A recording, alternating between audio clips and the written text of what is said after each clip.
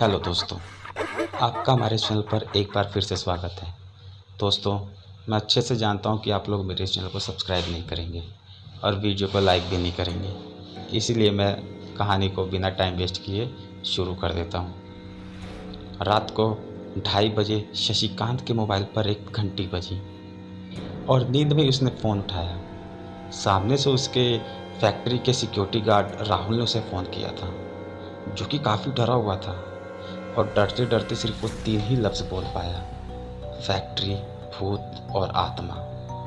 उसके बाद एक दर्द भरी चीख के साथ फ़ोन कट गया। शशिकांत की नींद पल भर में ही उड़ गई। उसे तो समझ में ही नहीं आ रहा था कि अब वो करे तो करे क्या करे। बचपन में ही उसकी माँ उसे जन्म देते वक्त ही गुजर गई थी, जिसके बाद उसके पिताजी ने उसे पढ़ाई के लिए विदेश भेज दिया था और अब पिताजी की मौत के बाद बस एक ही दिन पहले उसे विरासत में वो फैक्ट्री मिली थी।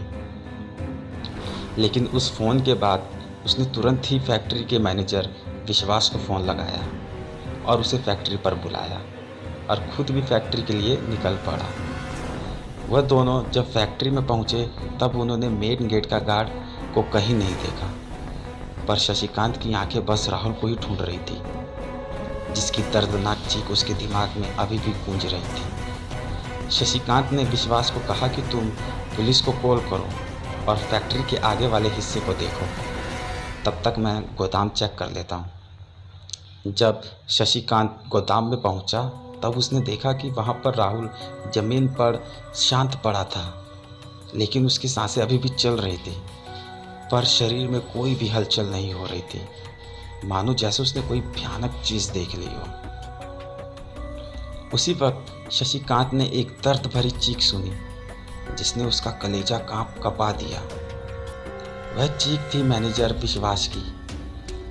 शशिकांत ने सर पर दौड़ लगाई और फैक्ट्री में जाके देखा तब डरा हुआ विश्वास बाथरूम के एक कोने में बैठ रखा था और बार बार एक ही लाइन बोल रहा था: वह वापस आ गई, वह वापस आ गई और वह किसी को नहीं छोड़ेगी, वह सबको मार डालेगी, वह सबको मार डालेगी। वह मानसिक संतुलन खो चुका था। तब तक एम्बुलेंस और पुलिस दोनों आ चुके थे। शशिकांत ने पुलिस को आने के बाद अपना बयान दिया और घर के लिए रवाना हो गया, पर जाते वक्त उसे एक बात महसूस हो रही थी कि वह अकेला नहीं है, कोई तो उसके साथ चल रहा है। क्योंकि जब वह कार के पास पहुंचा तब कार का एक दरवाज़ा खुला था और उसे अच्छे से याद था कि उसने कार के सभी दरवाजे को लॉक किया था।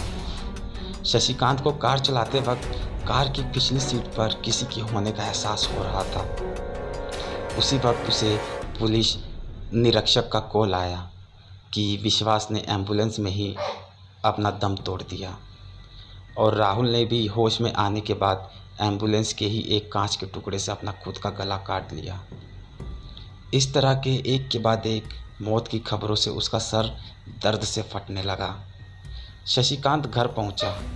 इतना सब देख के उसे नींद तो आने वाली नहीं थी, इसलिए वह लाइब्रेरी में जाकर किताबें पढ़ने लगा। उसे अचानक आसपास कुछ हलचल सी महसूस होने लगी। तभी उसे खिड़की से अंदर आने वाली चांदनी की खूबसूरत रोशनी में एक जानी पहचानी हसीन लड़की की परछाई नजर आई। शशिकांत को पता नहीं, पर उस परछाई से डर नहीं लग रहा था। वह लड़की बोली, कैसे हो शशि? शशिकांत हकलाते हुए बोला कि कौन हो तुम और मेरा पीछा क्यों कर रही हो? मैंने तुम्हारा क्या बिगाड़ा है? वह बोली, मैं वही हूँ जिसके साथ तुम्हारी बचपन की कुछ सुनहरी यादें जुड़ी हैं, जिसके साथ तुम स्कूल जाया करते थे, पूरा दिन हम साथ बिताया करते थे। क्या तुम मुझे भूल गई? फिर शशिकांत की जुबान पर उसका एक नाम आया, स्वाति। तुम? और तुम्हारी ये हालत किसने की? फिर स्वाति ने अपनी कहानी बताई और वह बोली, मेरे पिताजी तुम्हारे पिताजी की फैक्ट्री में काम करते थे।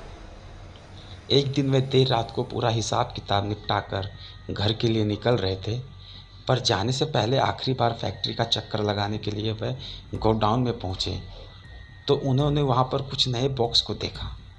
जिन पर कंपनी का लेबल भी नहीं था। उन्होंने वह खोल के देखा तो उसमें अफ़ीम और कुछ नशीली पदार्थ थी। किसी की आवाज़ सुन के वह छुप गया तो वहाँ पर तुम्हारे पापा और कंपनी के कुछ डायरेक्टर आए। तब मेरे पिताजी को पता चला कि कंपनी में ड्रग्स का काला कारोबार चलता है। उन्होंने पिताजी को उस रात पकड़ लिया और मार के कंपनी के पिछले गोडाउन में ही दफना दिया। मरने से पहले मेरे पिता ने ये बात मुझे फ़ोन पर बता दी थी, और जब मैंने पुलिस को लेकर कंपनी पहुंची तो पुलिस ने भी मेरा साथ नहीं दिया। पुलिस वाले भी उन्हीं के साथ ही मिले हुए थे। उन सब ने मिलकर मेरी इज्जत लूटी और मुझे भी मारकर उसी ज़मीन में दफना दिया जहाँ पर मेरे पापा को दफनाया गया था। और आज मैंने और मेरे पिताजी ने एक एक करके सबको ख़त्म कर दिया है और अपना बदला पूरा कर लिया। पर लेकिन फिर भी हमारी आत्मा को आज भी मुक्ति नहीं मिली, क्योंकि मेरे 6 साल का छोटा भाई विशाल का इस दुनिया में अब हमारे सिवा कोई नहीं है। वह आज अनाथालय में दिन काट रहा है। इसलिए मैं तुमसे मदद के लिए तुम्हारे पास आई हूँ, क्योंकि मैं जानती हूँ तुम एक अच्छे इंसान हो। शशिकांत ने कहा कि मेरे पिताजी की गलती को तो मैं कभी सुधार ही नहीं सकता, पर हमारी बचपन की दोस्ती की खातिर मैं तुम्हारे छोटे भाई की जिम्मेदारी को स्वीकार सकता हूँ और तुमसे वादा करता हूँ कि मैं तुम्हारे भाई को पढ़ाऊँगा और लिखाऊँगा, एक अच्छा इंसान बनाऊँगा। ये सब बातें सुनकर स्वाति और उसके पिताजी की आत्मा को मुक्ति मिल गई। दूसरे ही दिन शशिकांत ने कंपनी के सारे गलत बिजनेस बंद करवा दिए और उस अनाथालय से विशाल को गोद ले लिया। दोस्तों, कहानी यहीं पर ख़त्म करते हैं। तो कहानी कैसी लगी प्लीज़ मुझे कमेंट कर ज़रूर बताना। तब तक के लिए